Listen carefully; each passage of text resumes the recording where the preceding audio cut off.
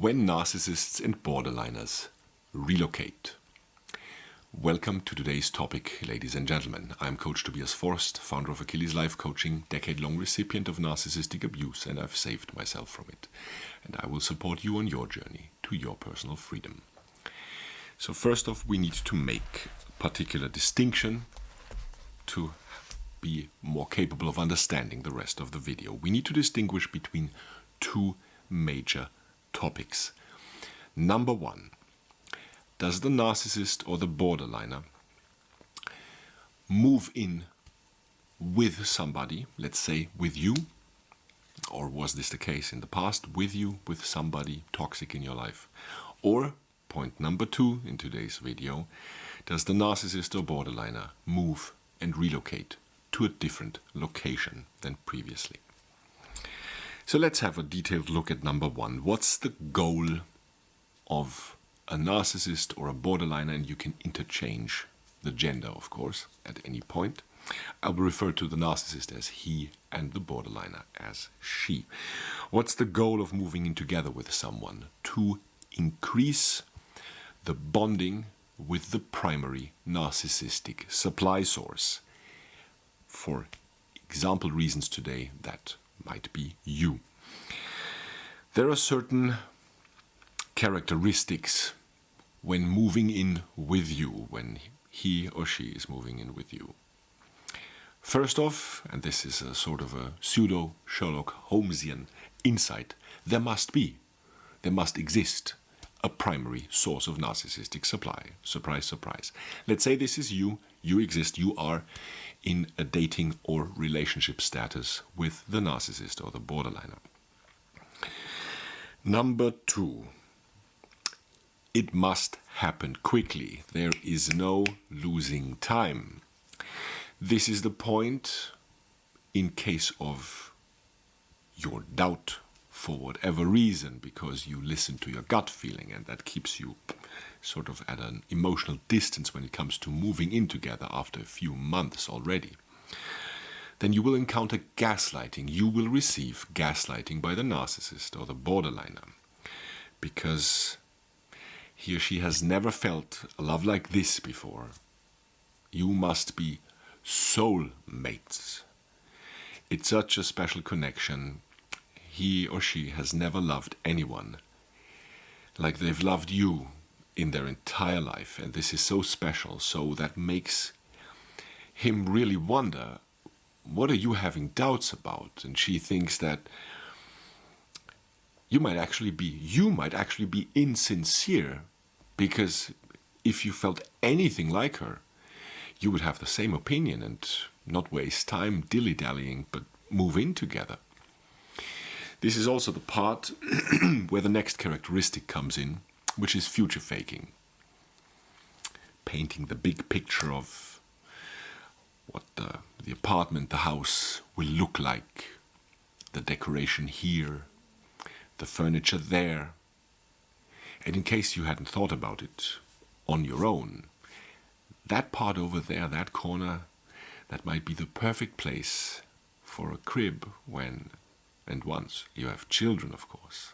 Oops, did he or she say that out loud already after 2.5 months? Now we have to make one more distinction within that frame of topic one, when a narcissist or borderliner moves in with you, and that is it a narcissist or a borderliner? For a narcissist, it's a long-term plan. On a regular basis, a narcissist does not hold the plan of ever separating from you, because you can be energetically milked whenever he pleases. In case of a borderliner, there is one more sub-distinction we need to make right now. Are you in her phase of being glorified by her? Are you currently the favorite person at plus 100 points instead of the persona non grata at minus 100 points? Are you being treated as larger than life, more beautiful, more handsome, richer, more successful, more whatever, larger than life? then yes, she will move in with you as quickly as possible. Now, the second distinction I would like to make and point out here for you: if you are past the glorification phase, if she's in the phase of feeling engulfment anxiety, meaning your love, your affection, your validation just becomes too much for her, she feels the unmitigated urge to separate from you. Let's say you already moved in together. She might be gone within days or weeks, and you wouldn't see it coming if you don't know what to look for when it comes to borderline personality disorder and borderline personality traits. It doesn't always require a diagnosis, as you know. So this instability, these spikes to positive and negative when it comes to borderline's perception of other people, it really depends on where you are right now in her mind.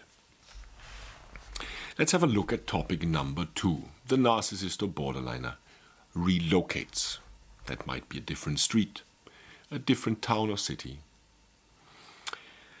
a different county, a different country, a different continent. Whatever it may be, there's a goal behind it. And the goal is to shuffle the deck of life cards again, tabula rasa, white paper sheet. A new beginning. There are also certain characteristics for this behavior. Number 1 being that the current location can be described as scorched earth. What do I mean by that? This entails that most supply sources, human supply sources, have already seen through his or her machinations, behavioral styles, and that house of cards, when it comes to the false self, the constructed image, is continuously crumbling and falling in on itself. And what remains is perceptual debris. So the number of supply sources is highly diminished, and the quality of supply, narcissistic supply, that these remaining sources yield is at a very low level. So that forces somebody with narcissistic personality style and borderline personality style, not seldomly, to completely relocate from location A to location B. It's a complete breakdown, a proactive cognitive breakdown of all the, basically deconstruction of the tents at the current location, and settle somewhere else.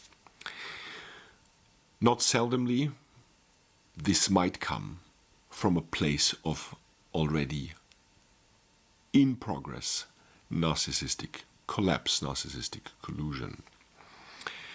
And there is a third hybrid form of the two. Let's say topic number 2 happens first, relocation to a different location. And then number 1 happens, moving in together with somebody else. That can be the case if and only if there is a new primary source of supply that is no longer you but somebody else, someplace else. Now, to come to the conclusion, what are your takeaways of today's video, ladies and gentlemen? I would like you to have a clear perspective on getting to know people and qualifying people on an individual basis. Gather information. When you're meeting somebody new without any sort of romantic interest, and gather information especially when you are in the process of dating somebody new who just moved to your location, for example. Now here comes the mental split I would like you to to take. You don't have to become a paranoid investigator. Yes, better safe than sorry, but please, with all your personal experiences from the past, where people drained your mental capacity and stressed you out on a daily and often hourly basis, don't continue this from yourself toward yourself. People relocate. They do this for studies, for education purposes. They do this when a couple breaks up because they no longer have the love for each other as they wanted to have, and two normal people just separate, they split up, and they move elsewhere. They relocate elsewhere. Relocation will happen when families merge and people move to a different location in order to follow up on their new job position somewhere else. This is completely normal. So you have to collect the puzzle pieces on an individual basis. Is this draining? Is this filled with effort? Yes, it is. Is it necessary? Yes, it is. And is it worth it for you to remain sane and surround yourself with sane and healthy people? Yes, it is. Now, last but not least, or penultimate point, if there's somebody new you meet and you get to know them with or without romantic interest, and they just moved to this location and they are very eager to please, very forthcoming, very happy and outgoing, it might be, in some cases, love bombing, so pay special attention to that, or in other cases it might just be the happiest, most chill guy or girl that you've ever met so far. Qualify on an individual basis. And to conclude today's video, ladies and gentlemen, and I know I'm getting on the nerves, but it comes from the heart, on the nerves of some of you already, because I repeat myself with the following sentence. Please do take your time when you get to know people, be that as an acquaintance, a possible friend, or in a dating setting. And be your own hero, be your own heroine. Thanks for watching. I'll see you next time.